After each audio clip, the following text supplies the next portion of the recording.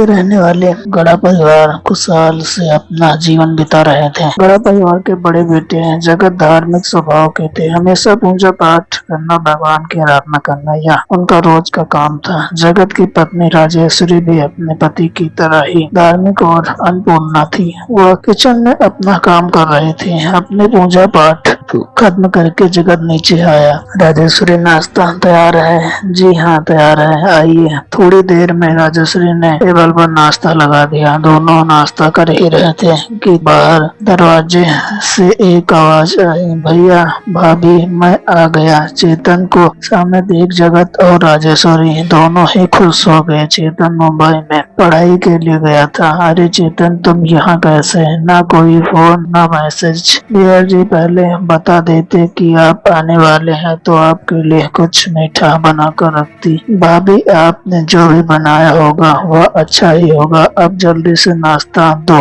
बहुत भूख लगी है। राजेश्वरी ने भगवान का प्रसाद पहले सबको दिया। जगत ने प्रसाद खाया। राजेश्वरी ने ऐसे ही चेतन के हाथ पर प्रसाद रखा। प्रसाद उसके हाथों से छूट गया। सॉरी भाभी, गलती से गिर गया। ऐसा कहकर चेतन ने अपने नाश्ते की प्लेट ली और वह अपने कमरे में चला गया। अंदर जाकर उसने देखा कि उसका हाथ काला नीला पड़ गया था और उसके हाथ पर जख्म भी हुआ था, मानो कि किसी ने जलता हुआ कोयला हाथ में रख दिया हो। रात के वक्त जब राजेश्वरी चेतन को खाना खाने के लिए बुलाने गई तो चेतन ने दरवाजा नहीं खोला। देवर जी दरवाजा खोलिए, नीचे खाना खाने आ जाइए, आपके भैया इंतजार कर रहे हैं। भाभी मुझे भूख नहीं है, आप जाइए और खाना खा लीजिए। चेतन की बात सुनकर राजेश्वरी को थोड़ा अजीब लगा। वह नीचे आ गई और अगले दिन जब चेतन नीचे आया तो उसके बदन में बहुत दर्द हो रहा था। क्या हुआ चेतन, तुम ठीक तो हो?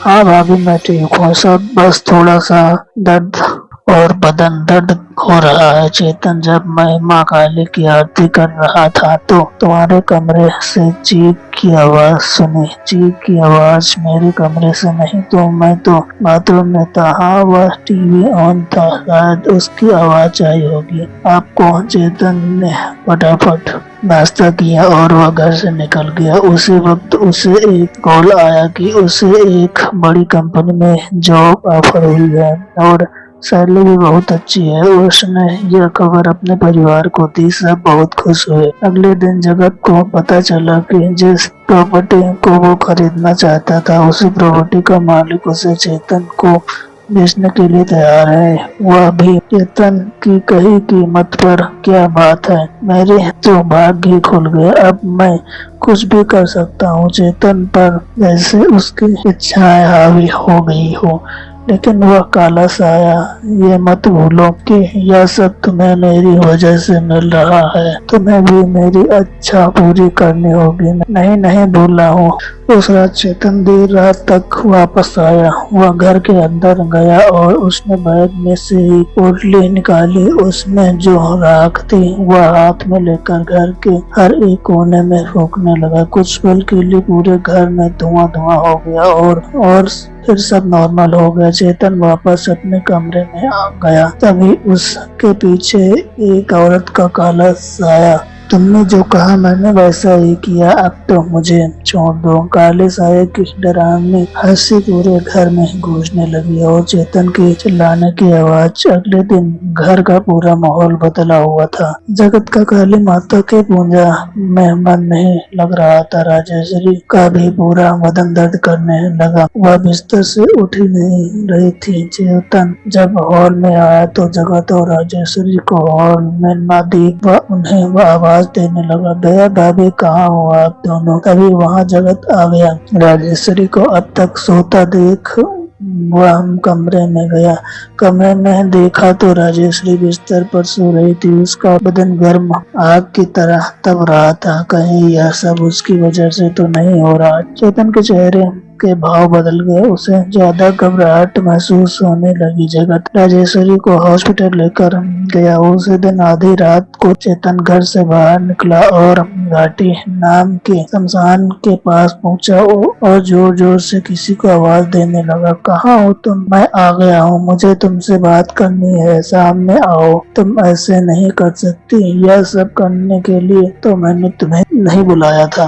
हंसना बंद करो और मेरे सामने आओ। तभी एक औरत का काला सा चेतन के सामने आया और उसने चेतन का गला दबाया और उसे जमीन से कुछ फीट ऊपर उठाया। अगर तुम अपने मन की करना चाहते हो तो तुम्हें भी मेरी इच्छाओं को पूरा करना होगा, नहीं तो उसका अंजाम तुम जानते हो। भूतनी ने चेतन को जमीन पर पटका और वहां से गायब हो गई। चेतन जब वापस आया तो उसने देखा कि उसके भाई की तबीयत भी बहुत खराब हो रही थी और उसकी भाभी बेबस रोती जा रही थी। चेतन ने राजेश्वरी को चुप कराने की बहुत कोशिश की मगर कोई फायदा नहीं हुआ। पता नहीं यह क्या हो रहा है, हमारे परिवार के साथ कौन से पाप की सजा दे रही है माँ काली। भैया आपने कभी कोई पाप नहीं किया है, शायद हमारे नसीब में ही ऐसा लिखा हो। मुझे मेरी चिंता नहीं है चेतन, लेकिन तुम्हारी भाभी अजीबो गरीब बर्ताव करने लगी है। अपने मन से हंसती है, अपना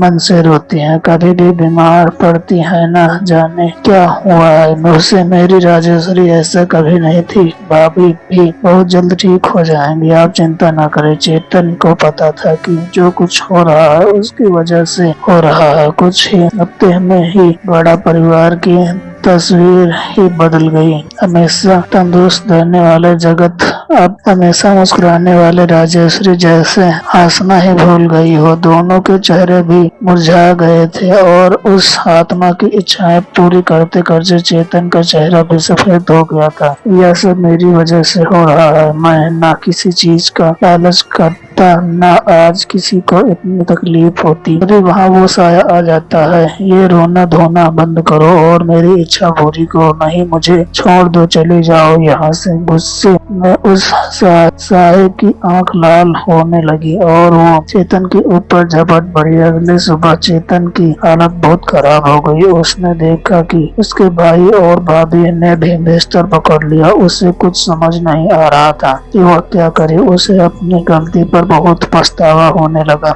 यह क्या हो गया मुझसे, मैंने सब बर्बाद कर दिया। कुछ तो रास्ता होगा इन सब से छुटकारा पाने का। कुछ तो तभी उसे जगत की चिल्लाने की आवाज आती है, राजेश्वरी यह क्या कर रही हो तुम? शांत हो जाओ राजेश्वरी, चेतन जल्दी आओ। चेतन भागता हुआ जगत के कमरे में गया और सामने का नजारा देख उसकी रूह कांप गई। राजेश्वरी का पूरा शरीर सफेद पड़ गया था और वह अपने हाथ से अपना शरीर को नोच रही थी। यह कोई बीमारी नहीं है, जरूर किसी ने हमारे घर पर काला जादू किया है। यह बात सुन चेतन हक्का बक्का रह गया। काला जादू? यह आप क्या कह रहे हो? आप तो इन सब बातों पर विश्वास नहीं करते। चेतन मेरी आंखों के सामने यह सब हो रहा है और मैं चुप रहूं? तुम ही बताओ कैसे विश्वास न करो। राजेश्वरी लगातार अपना शरीर अपने हाथों से नोच रही थी। नहीं, अब मैं चुप नहीं बैठ सकता, अब मुझे ही कुछ करना होगा। जगत ने चेतन का हाथ पकड़ा और उसे कमरे से बाहर लेकर आया। कमरा बाहर से बंद किया और वह तांत्रिक के पास गया। तांत्रिक के अंदर जाते ही उन्होंने देखा कि तांत्रिक बाबा साधना में लीन थे। उनके बाजू में चारों ओर एक घेरा बना हुआ था। जगत तो घेरे के अंदर चला गया, लेकिन चेतन ने जैसे ही घेरे के ऊपर पांव रखा उसका पांव आग से जलने लगा। क्या हुआ चेतन, यहाँ आओ। नहीं भैया, मैं यहाँ ठीक हूँ। बोलो क्यों आए हो यहाँ? जगत ने अपने आप बीती तांत्रिक को सुनाई। तांत्रिक को थोड़ा गुस्सा आया। वह कोई साधारण शक्ति नहीं है, महाशक्तिशाली महाकाया साकिनी है, लेकिन वो हमारे पीछे क्यों पड़ी है? बाबा हमने क्या किया है? या तो तुम अपने छोटे भाई से ही पूछो कि यह तुम्हारे घर में क्या कर रही है। चेतन का नाम सुनकर जगत सुन्न हो गया। उसे यकीन नहीं आ रहा था कि उसके भाई ने ऐसा किया है। तांत्रिक बाबा ने बताया कि साकिनी को बस में करने की ताकत उसमें नहीं है। क्या लगता है दोस्तों, क्या जगत अपने परिवार को बचा पाएगा? चेतन के लालच की सजा पूरे परिवार को मिलेगी।